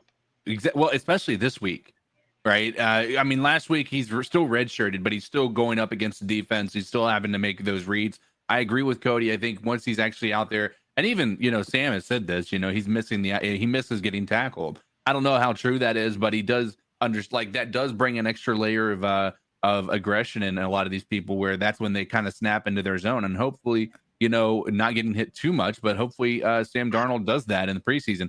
I think that it's a good thing that we're going to have him playing in the preseason, because only thing we're going to be doing this week is practicing against our own guys. There is no joint practice. The benefit this past week and the week before that, the reason why not seeing them nearly as much was so valuable is because of the reps that they were getting in practice against another team. They're not having that luxury this time. And this is going to be a time where they can actually truly try to set in a game plan, try to actually come out there with some idea of what they want to accomplish and try to make that a reality. I think it's a big deal that they play this third preseason game, because I think that's going to be a really important thing to get that mesh going. Otherwise, we're going to be constantly talking about it. If he starts slow, we're going to be like, well, he should have played the preseason. I think this is the best way to do it. And I want to get everyone's opinion on this too. This was the T-shirt that Sam Darnold wore at his press conference, and it's given everyone a good head scratch. He's wearing this Panther shirt. It has the Panther logo, and across it says "No decision." What does that even mean? Like, this isn't a shirt that they sell. They don't sell this. This is something that that's they my printed point. up for the players. It either has to be some sort of what does this even mean? Matt Rule, like saying like there's no decision but to be the best.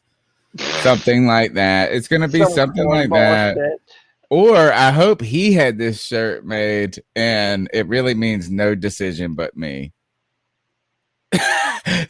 You Panther, the Panthers organization has no decision but me. Did you see what happened with your backups, homies? That's what it means. Or did he say, like, why did you not play more than one round? I had no decision in that. Yeah. Why did you play in the preseason at all? No decision. No decision. Yeah. No decision. Yeah. Oh man. No, the what Black is? Panther says probably has something to do with COVID vaccines. Oh, that's actually very smart. Even though these were the guys that were reluctant to talk about it and take it, he was one of him. Him and Christian McCaffrey. Or what would be funny is if it's like, have you made the decision to get the vaccine? I've made no decisions yet. I had no decision made. Oh, another good one. Yeah. I need this shirt. I'd be like, what if every time your wife asks you to do something, it's like, hey, like, are you gonna do this? No decision. I mean, I kind of don't like the shirt though, just because it's so indecisive in nature. I know. It's so it is. neutral. It's not making a strong statement. It's saying, I don't know. We have to get to the bottom of this shirt. In fact, I'm going to set the C3 chat on the mission to find out what is the decision or lack of decision behind this shirt. Please help us understand what the no decision is. All right, guys, I think we've there actually one more call trickled in. Let's go for it. Let's see. It looks like a short one too. This might be my mom. Yep, this is my mother. Let's end the show, Emma. Hi, just wanted to say hello to your team. Miss seeing you. Thought I'd tune in to see how you look. Keep it. Kick the high road. Love you. Bye. Thanks, Mom. All right. Guys, we've got one more preseason game ahead of us next week. A late show probably coming at us, right? I think it's a Friday night and 8 or 9 o'clock kickoff. It's late. Yeah. It's a late. We'll get it in there. That's what she said. We're gonna see. We're gonna see how these starters look in this first half. And is that on a Friday night? I think it is a Friday. Isn't it? Yeah. What did I say? I think it is Friday night. It is Friday. 100%. Yeah, because this week was Saturday. Last week was. I just remember it being a down slide, like Sunday, Saturday, Friday. And then every game time went up, so the day got earlier and the time went later. Okay, so then no Friday free for all this Friday then, because it's going to start normally when we'd be doing it. So we'll just do the post game. So you heard it here first, folks. No Friday free for all this Friday, but every Friday after. Back at it. Yep. Back at it.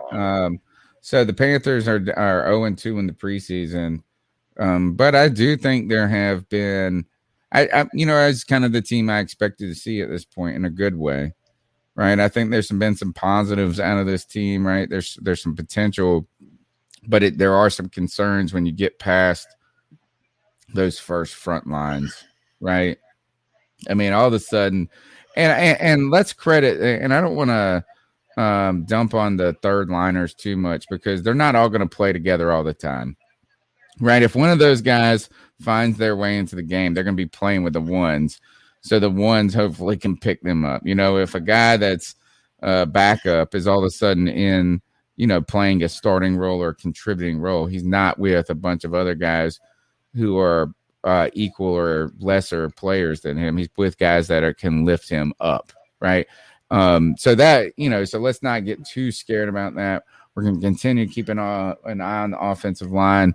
The backup quarterback question is going to be, that's going to be one of the cuts we think is going to be made. We don't think this team has the luxury to run 3 quarterbacks this year. I don't think so. And then you're going to continue to, will Sly have some competition this week? Can you really wait beyond this week? Do you give Sly one more chance? All of these questions looming ahead as we get into things. So I think that's about it. You guys got anything else you want to say about next week or now? No, I'm just excited, man. I think this is an important week just for like the Panthers. Steve Smith. Just excited. I'm so excited. I'm just excited, man. I'm excited. About what? I think Week this 4, is an important. week 3. This is an important week. Oh yeah, that's a game. Yeah, game ball. Yeah, we let's need do to a do a game game ball. ball. Fantastic. Hey, I'll go first. Mine's super simple. Go ahead. Frankie Louvu. Dude, Frankie Good Louvu was my player to watch for this game. That was the guy I kept my eye on. And he absolutely showed out again. That guy was on every single play. Frankly, I think he's played his way onto the 53-man roster. I think it was incredibly impressive. Game ball goes to Frankie Louvu.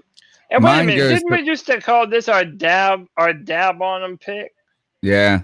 Yeah, we need to bring that back, man. We shouldn't let that die. It needs to be our dab on him pick. All right. We'll bring it back. Are we doing a towel of shame then as well? My dab on him pick then goes to Will Greer, actually. Where are you?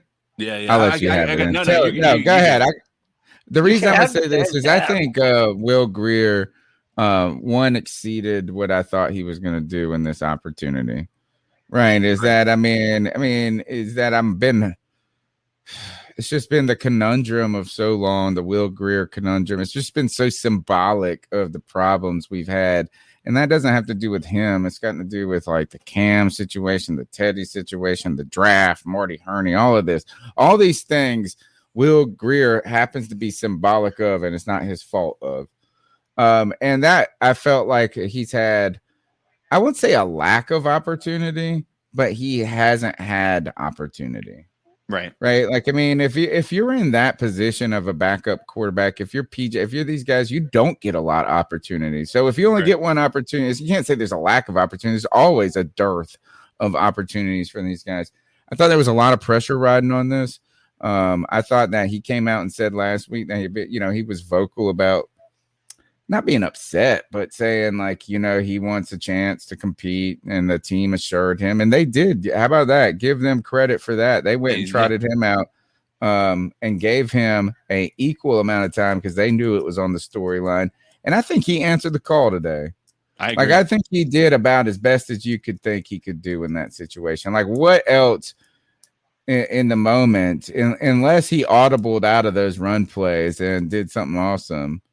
If he executed the offense, if he moved, he moved the ball, he was accurate, he's consistent. I think he made a good case for him. So my game ball goes to him. Yeah, I agree. Dab on him. There you go. I think he did a fantastic job in doing one of two things: either actually putting his name in the real ring for the backup QB position, or making sure that he is a valuable commodity where he's able to be traded to another place that he would be the backup. I think that there are multiple situations that could exist here. I think it's going to be hard for this coaching staff to let go of PJ Walker, in my opinion. I think they have too much of a personal connection with him, and I think it's going to be easier to trade Will Greer than it is PJ Walker for this coaching staff.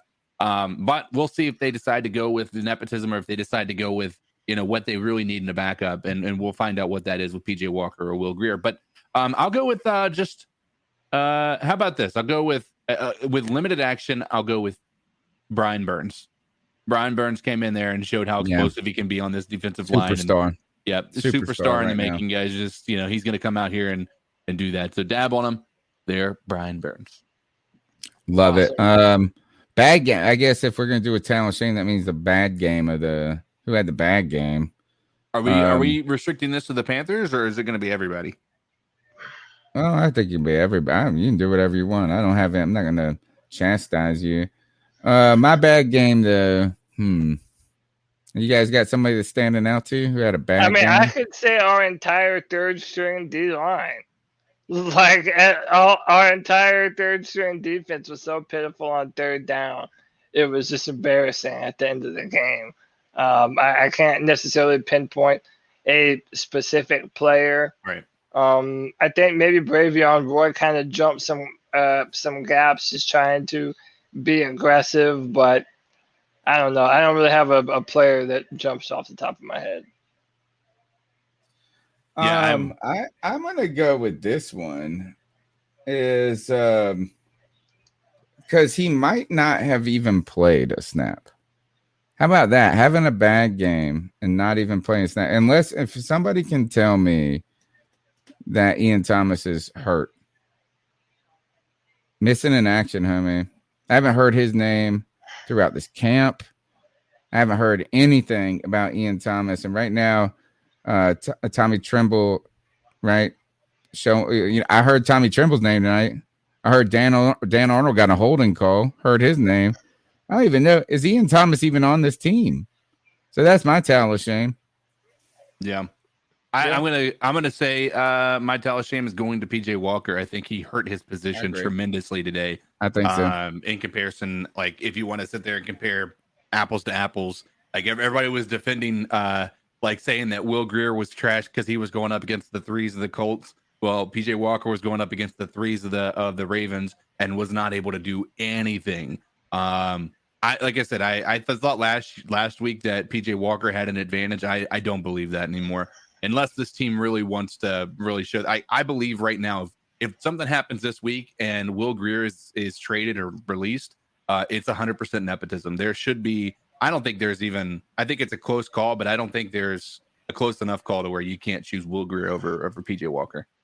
Yeah, let's see next week, right? I mean, you got like if you make the decision now, if you've already made the decision tonight, then that. I thought they had made the decision last week, kind of in their heads, but I think Will Grier does have to give you pause at this moment and challenge even those initial evaluations. Cody, what you got for towel of shame? If that's for our new thing, we're gonna have to come up with a dab. We kept keeping the dab on them.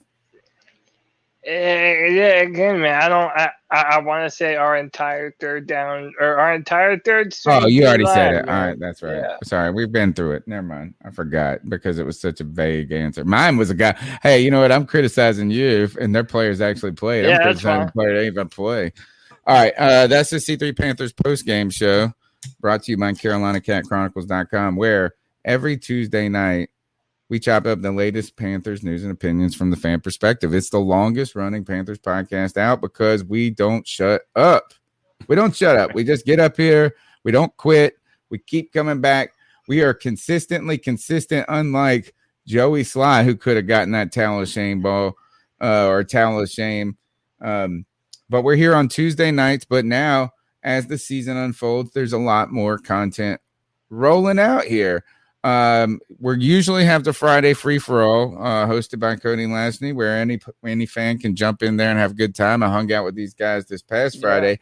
This will be paused for 1 week because the game is going to be on Friday night, so we'll invest that energy in the post game show. Yep. I do want to plug an interview. We're going to have Tim Jenkins Tuesday night. Tim Jenkins, who is a former NFL quarterback. And quarterbacks coach in the offseason, PJ Walker, mentor to him, was really high on PJ's performance after week one. He's going to join us after this, and we'll have to see how he's evaluated this. I'm sure he's not going to have the most. I'm worried that he's going to back out. He's not going to back out because he's going to talk about Sam. He won't back out. I don't know. He didn't. He is a stumper, though. Yeah, he's an incredible. Like he does not said a bad word about PJ Walker, even in his analyzing his last week's gameplay. Yeah, he's very high on PJ, and I get it. Why would you put that That's bad mojo out there? That's your guy. You can't be talking bad about him. And I don't know that he's going to be able to come on here and talk about anything positive this past week. Wow. Well, Tim Jenkins is scheduled to be here on Tuesday night. And we'll get his thoughts. Hopefully, if not, if he backs out, maybe we'll get him after week 3. When it's Did you see where I posted on Twitter? I go after that beautiful pass from Will Grier to Terrace. I said, so nobody's going to talk about this perfectly placed pass that Will Grier just had, and Tim Jenkins responded, No, we are not. Did he? That's awesome. Yeah. That is fantastic. I love the petty. Oh no, it's not. It's just you know what? We got horses, and we root for our horses sometimes. If you own a horse and you running in the Derby, you rooting for that mug. You were rooting for that mug. Also, CK dropped a gorgeous video today. What happened today? Because I watched this sucker like I was watching it might have been more interesting in the game I watched tonight. Certainly. Yeah, basically, we did a simulation on Madden of this game prior to this game, obviously. And I just basically recorded the entire thing, and then afterwards, I didn't watch it at all until I did the actual playback, where I did the voiceover, and I just commentated the entire thing. I took down the actual in-game commentators volume all the way down, because who the fuck wants to listen to those guys? And because they just say the same shit over and over and over again, it gets irritating. And then I just did based on the play-by-play, and I did highlights. I didn't do the entire game. It would have been an hour and 20 minutes, but. Yeah, man. You're good. You're a natural, dude. Like you do this, you get a couple of weeks under your belt, you're gonna be getting a job somewhere. No, I mean, it was really good. No, there was no no. I could not have, and that's your first one you dropped. Yeah, it's fantastic. And I was interested, intrigued by the idea. I have my kids watch other people play video games all the time. Yeah. Like they watch all these like stories that people build. They watch that more than they watch real television or whatever it was. But it's not, I'm not of that generation where we do, I was all in. I was like sitting there like a little kid. I had my phone propped up. I watched from the beginning to the end. No pause, man. No pause. Except for actually I did pause at one time to reach over on Twitter and be like, this is so good. So you guys got to check out those simulation, Madden 22 simulations, and CK is going to be commentating those, and I'm sure he's going to find some ways to bring some other people in or make them continue to grow. Yeah. So you guys support that. And so we've got Tim Jenkins coming up. We've got the Friday free-for-alls that are going to return after this week. One last thing is cuts. Don't they? That 5 more players are going to go this week on Tuesday? I think that's Tuesday. Yeah, so we'll talk about that on our Tuesday show. Tuesday night, 9 p.m., longest running Panthers podcast live. Call into the show at 252-228-5098. Don't forget, look, we do this just because we like hanging out and talking about Panthers football with Panthers fans. And wasn't it nice to see your Twitter timeline just exploding with all the people talking about the same thing? Football is back, baby. Football is back, and we're so close to the real thing. We hope you can join us on Tuesday night at 9 p.m. will be our next show. Cody, how can they find you on the intranets? Yeah, find me on Twitter at CodyLac, CodyLac. Yeah, I love Twitter on game days. I always tweet a bunch of shit. My Twitter goes crazy.